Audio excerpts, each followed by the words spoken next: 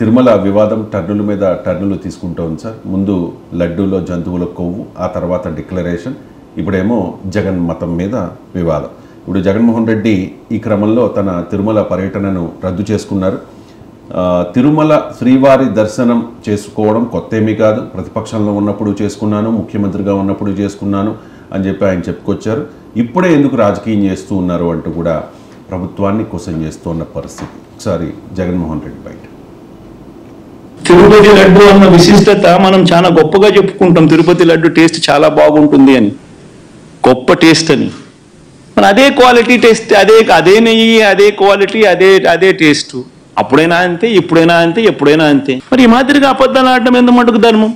చంద్రబాబు గారి పాపాలు నిజంగా ఒక్కొక్కటిగా కూడా బయటకు వస్తా ఉన్న నేపథ్యంలో ప్రజలందరూ కూడా చంద్రబాబు నాయుడు గారిని వేలెత్తి చూపించే కార్యక్రమం జరుగుతా ఉన్న నేపథ్యంలో చంద్రబాబు నాయుడు గారు ఈ మధ్య కాలంలోనే లడ్డూ టాపిక్ లో చంద్రబాబు గారు ఎప్పుడైతే ఈ మాదిరిగా చంద్రబాబు నాయుడు గారు ప్రజలు చంద్రబాబు నాయుడు గారు చేసిన తప్పును ఎప్పుడైతే తప్పులు పట్టడం మొదలు పెట్టారో, ప్రజలకు ఎప్పుడైతే వాస్తవాలు తెలియడం మొదలెట్టాయో, ఇప్పుడు ఈ పెద్ద మనిషి ఏం చేస్తాడు?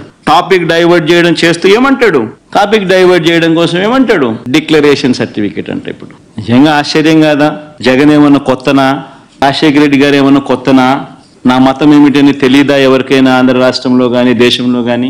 నా కులం ఏమిటి అని చెప్పి ఎవరికి తెలియదా రాష్ట్రంలో కానీ దేశంలో కానీ? రాజశేఖర రెడ్డి గారు 5 సంవత్సరాలు ముఖ్యమంత్రిగా ప్రతి సంవత్సరం బ్రహ్మోత్సవాలకు వస్త్రాలు నాన్నగారే సమర్పించారు. నాన్నగారి కొడుకునే కదా నేను కూడా తిరుపతికి ఎన్నోసార్లు పోయా కదా ఇంతకు ముందు కూడా, ముఖ్యమంత్రి కాకమునుపు. అంతెందుకు నా పాదయాత్ర మొదలెట్టేటప్పుడు వెంకటేశ్వర స్వామి ఆశీస్సులు తీసుకుని మొదలెట్టా. నా పాదయాత్ర అయిపోయిన తర్వాత నేరుగా తిరుపతికి వెళ్ళి కాలినడకన కొండెక్కి వెంకటేశ్వర స్వామి దర్శనం చేసుకుని తర్వాతనే ఇంటికి పోయా. నా పాదయాత్ర అయిపోయిన తర్వాత, నా 3648 కిలోమీటర్లు నా పాదయాత్ర అయిపోయిన తర్వాత. ఇవన్నీ తెలియదు. అంటే గతంలో వివాదం కాలేదు, ఇప్పుడే కొత్తగా వివాదం చేస్తూ ఉన్నారు. నాకేమీ కొత్త ఏమీ కాదు కదా, ఇది డైవర్షన్ పాలిటిక్స్ అంటూ ఉన్నారు సార్ జగన్మోహన్ రెడ్డి. ఇందుకీ అందరికీ వచ్చే డౌట్, జగన్మోహన్ రెడ్డి ఎందుకు తిరుమల పర్యటనను వాయిదా వేసుకున్నారు? దీని వెనుక ఉన్న రాజకీయ వ్యూహం. వాస్తవానికి గతంలో కూడా వివాదమైంది. ఇంత ఈ స్థాయిలో వివాదం కాలేదు. అంటే ఇప్పుడు జగన్ తిరుపతి పర్యటనతో లడ్డు కల్తీ కూడా జోడించే వరకు, రెండు లింక్ అయ్యే వరకు వివాదం పెరిగింది. అందువల్ల గతంలో వివాదం ఉంది, ఇప్పుడు వివాదం ఉంది. అందులో వివాదం లేకపోవడం కాదు. వాస్తవానికి జగన్మోహన్ రెడ్డి ఈనాడు తన మత భావాల్ని, మత విశ్వాసాలు దాచుకోలేదు. ఈవెన్ రాజశేఖర రెడ్డి అయినా మనకు చాలామందికి తెలియదు ఆయన మతం ఏది అని. సో కానీ జగన్మోహన్ రెడ్డి మాత్రం ఆయనే అన్నట్లు ఇంతకుముందు నా మతం తెలియదా అందరికీ అని. నిన్న ఓపెన్గా అన్నాడు, నేను 4 గోడల్లో బైబిల్ చదువుకుంటాను, బయటకు వచ్చాక అన్ని మతాలను గౌరవిస్తాను అని కూడా. తిరుమల దేవాలయ నియమ నిబంధనల ప్రకారం అన్య మతస్థులు ఎవరు వచ్చినా తాను శ్రీ వెంకటేశ్వర స్వామి పట్ల భక్తి విశ్వాసాలు కలిగి ఉన్నాను అని డిక్లరేషన్ ఇవ్వాలి. ఇదేమి ఆ దేవాలయ నియమం. అందువల్ల జగన్మోహన్ రెడ్డి అయినా ఎవరైనా ఆ దేవాలయ నియమ నిబంధనల్ని గౌరవించాల్సింది.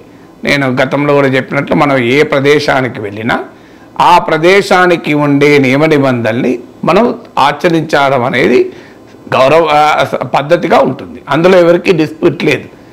కానీ జగన్మోహన్ రెడ్డి డిక్లరేషన్ అనే అంశము కేవలము ఆయన ఒక వ్యక్తిగా ఆయన తిరుమల దర్శనానికి వెళితే అన్యమతస్థుడిగా అబ్దుల్ కలాం లాగా చాలా సందర్భాల్లో ఈ ప్రశ్న వస్తుంది.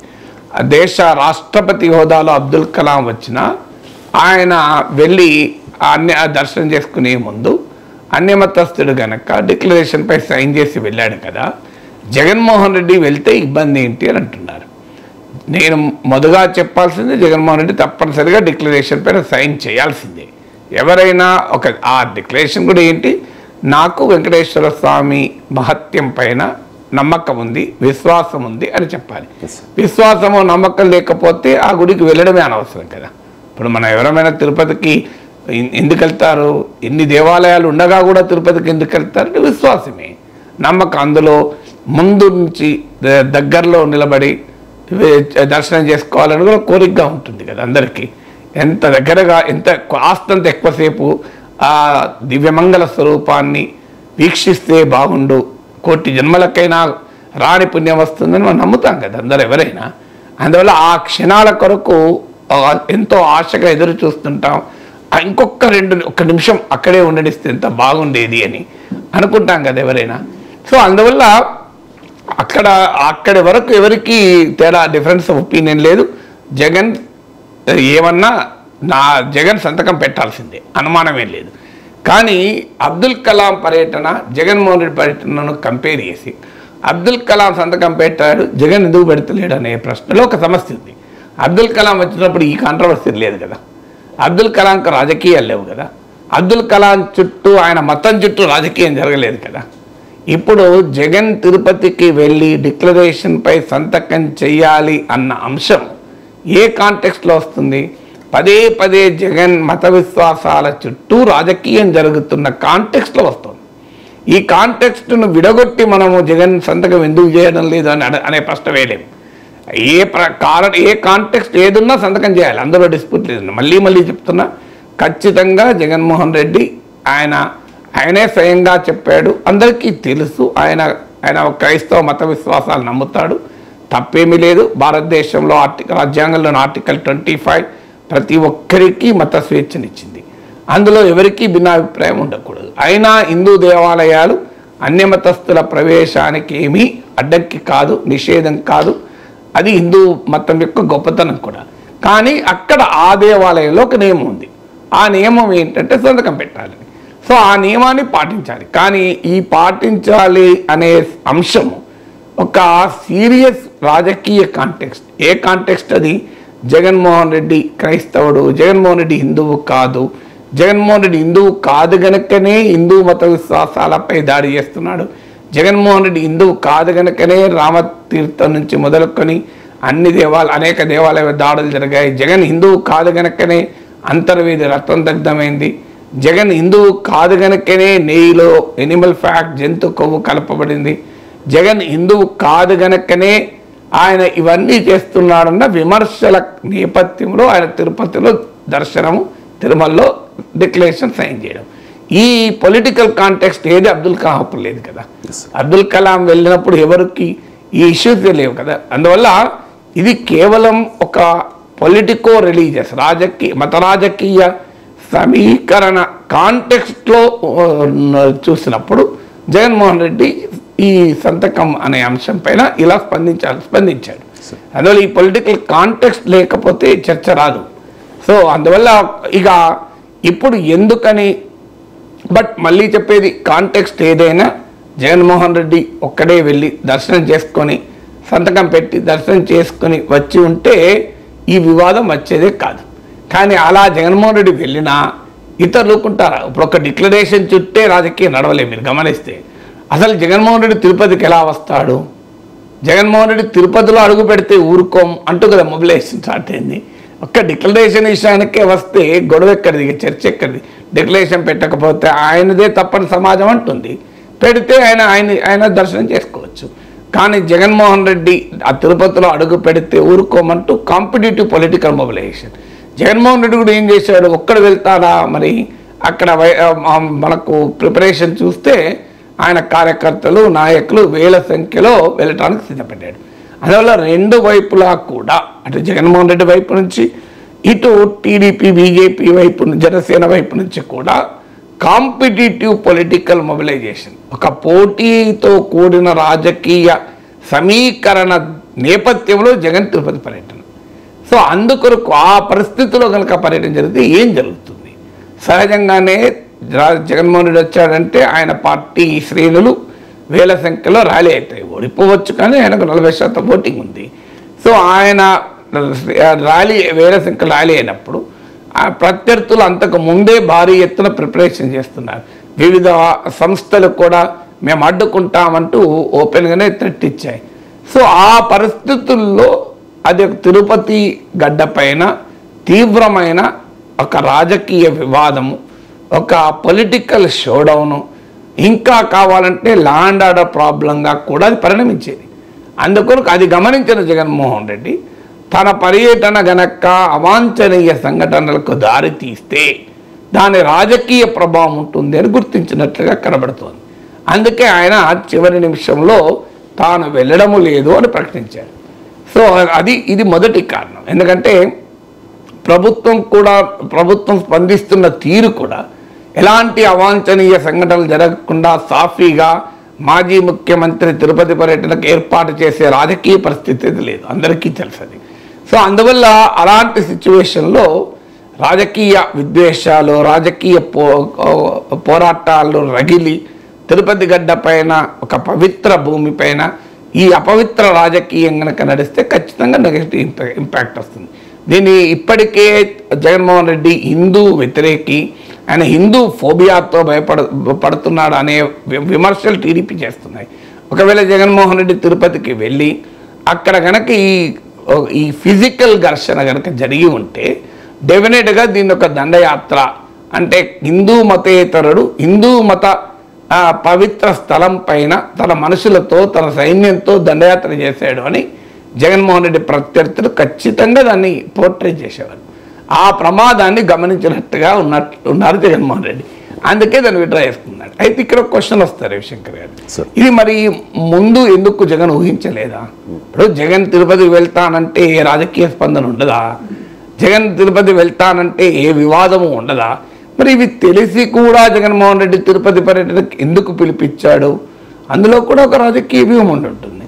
ఇప్పటిదాకా లడ్డూ కల్తీ చుట్టూ ఉన్నటువంటి ఒక కాంట్రవర్సీ కాస్త లడ్డూలో కల్తీ జరిగిందా లేదా, జంతు కొవ్వు కలిపారా లేదా అన్న దాటి నుంచి జగన్ పర్యటించాలా వద్దా, జగన్ డిక్లరేషన్ ఇవ్వాలా వద్దా అనే చుట్టూ రాజకీయం నడిచింది కదా. అంటే తన పైన వస్తున్న ఒక సెన్సిటివ్ ఆరోపణల నుంచి ప్రజల దృష్టి మారడం వల్ల అది జగన్మోహన్ రెడ్డికి లాభం. మరి తెలుగుదేశం ఈ అవకాశాన్ని ఎందుకు ఇచ్చింది?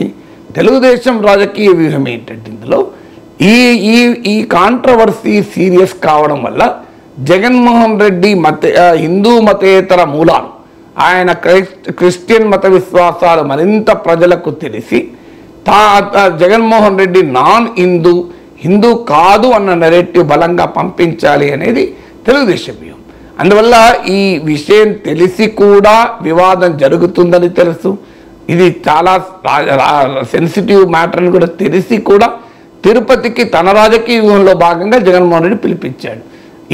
ఆ పిలిపివ్వడం ద్వారా నెయ్యి కల్తీ నుంచి జగన్ తిరుపతి అనుమతించాలా లేదా, డిక్లరేషన్ ఇవ్వాలా లేదా అని కంప్లీట్గా డైవర్ట్ అయిపోయింది. అది ఆ మేరకు తనకు లాభం అని జగన్ అనుకొని ఉండాలి.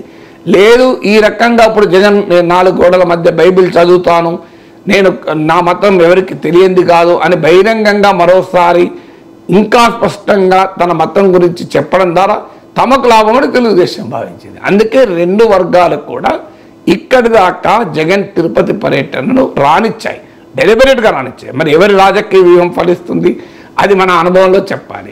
కానీ ఈ 2 వర్గాలకు, అటు వైసీపీకి ఇటు టీడీపీకి జగన్మోహన్ రెడ్డి తిరుమల రావడము అనే అంశంలో క్లియర్ రాజకీయ వ్యూహం ఉంది. ఇక రెండవది ఏమవు, ఒక్కసారి జగన్ వస్తే పోనీయండి, పోలీస్ వ్యవస్థ స్పందించి కోర్టుకు ఎవరైనా వెళ్ళి కోర్టు ఆదేశించి సో ఎవరు కూడా జన సమీకరణకు అంగీకరించే ప్రసక్తే లేదు అని, ఎందుకంటే పోలీస్ యాక్ట్ కూడా ప్రయోగించారు. సో పెద్ద ఎత్తున సమీకరించకూడదు అని. అప్పుడు జగన్ 10 మంది ఒక్కడే వెళ్ళాడు అనుకుందాం, ఎవ్వరు రాకుండా, అజ్యూమింగ్ దట్ తన కార్యకర్తలందరినీ మీరు ఎవరు రాకండి, నేను దేవదర్శనానికి వెళ్తున్నాను, నేను ఒక్కనే వెళ్ళి వస్తాను.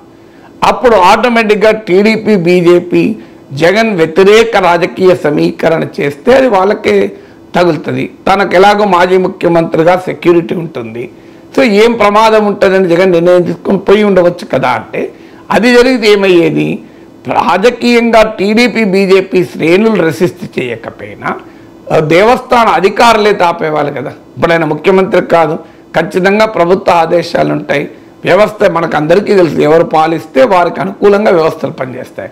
సో అందువల్ల ఖచ్చితంగా జగన్మోహన్ రెడ్డి అడుగుతారు. అసలు వైకుంఠ ద్వారం దగ్గర అడిగే డిక్లరేషన్ అలిపిరి దగ్గరనే అడుగుతారని కూడా అన్నారు. సో అడిగిన తర్వాత ఏమవుతుంది, అదొక పర్సనల్ పొలిటికల్ ఎంబరాస్మెంట్గా మారిపోతుంది. సో అందుకొరకు ఆ డిక్లరేషన్ చుట్టూ ఒక పర్సనల్ పొలిటికల్ ఎంబరాస్మెంట్ జరగడము బహుశా ఆయనకు ఇష్టం ఉండకపోవచ్చు. తర్వాత ఈ రాజకీయ ఘర్షణ ఇదొక షోడౌన్గా మారితే తానేదో తిరుపతి పైకి దండయాత్రగా వెళ్తున్నాడు అనే ప్రత్యర్థులు చెప్పడానికి ఉపయోగపడుతుందని అనుకోవచ్చు. అందువల్ల ఇందులో అడుగడుగున అన్ని పార్టీలకు వారి వారి రాజకీయ వ్యూహాలు ఉన్నాయి తప్ప ఇందులో ఆధ్యాత్మికపరమైన అంశం ఇటు లేదు అటు లేదు. ఇందులో లడ్డూ పవిత్రత, ఆ దేవదేవుని విశిష్టత ఇవన్నీ ఏమీ లేవు. మన అందరికీ కళ్ళ ముందు కనబడుతున్న రాజకీయం ఇది. అన్ని వైపులా కూడా రాజకీయ వ్యూహాలు. చాలా దురదృష్టం ఏంటి అంటే కోట్లాది ప్రజల ఆరాధ్య దైవం చుట్టూ ఈ స్థాయిలో ఎవరు తప్పు ఎవరు ఒప్పు నాకు అనవసరం, అది భగవంతుడు చూసుకుంటాడు, శ్రీ వెంకటేశ్వర స్వామే చూసుకుంటాడు, మనకెందుకు అది. కానీ దాని చుట్టూ రాజకీయం జరుగుతున్నది, ఇదైతే ఆవేదన కలిగిస్తుంది. ఈ రాజకీయం అయితే చాలా బాధ కలిగిస్తుంది. ఎందుకంటే ఉదయాన్నే శ్రీ వెంకటేశ్వర సుప్రభాతం వింటూ లేస్తాం మనం. నేను చిన్నప్పటి నుంచి గుర్తు, నేను లేవక ముందు నిద్ర నుంచి ఇలా కళ్ళు తెరవక ముందే కౌసల్యా ప్రజారామ అంటూ ఆ రేడియోలో శ్రీ వెంకటేశ్వర సుప్రభాతం వచ్చేది. సో ఆ చిన్నప్పటి నుంచి అసలు మేము 2 ఏళ్ళు 3 ఏళ్ళ వయసులో ఊహ తెలిసినప్పటి నుంచి కూడా శ్రీ వెంకటేశ్వర సుప్రభాతం వింటూనే లేచి కూర్చున్న వాళ్ళం, ఇంకా వేరే రకంగా లేచి కూర్చున్న వాళ్ళం కాదు. సో అలాంటి ఒక మహత్యంతో కూడుకున్నటువంటి ఆ దేవదేవుని చుట్టూ ఈ రాజకీయం ఏంటి, ఈ సమీకరణలు ఏంటి, ఈ పరస్పర ఆరోపణలు ఏంటి, అసలు ఈ విమర్శలు ఏంటి, ప్రతి విమర్శలు ఏంటి, అసలు ఇందులో ఎక్కడైనా శ్రీ వెంకటేశ్వర స్వామి మహత్యం గురించి, కలియుగంలో ఆ శ్రీమన్నారాయణుడు అవతార విశిష్టత ఏంటి, అసలు ఈ చర్చ జరగాల్సిన చర్చ ఏంటి, త్రేతాయుగ శ్రీరామచంద్రుడుగా, ద్వాపరయుగ శ్రీకృష్ణుడుగా, కలియుగ శ్రీనివాసుడుగా మనం ఏం మాట్లాడుకోవాలి, అసలు ఏం మాట్లాడుకుంటున్నాం అన్న ఆవేదన అయితే బాధ్యత కలుగుతుంది. తప్పొప్పుల సంగతి ఆ దేవదేవుడే చూసుకుంటాడు.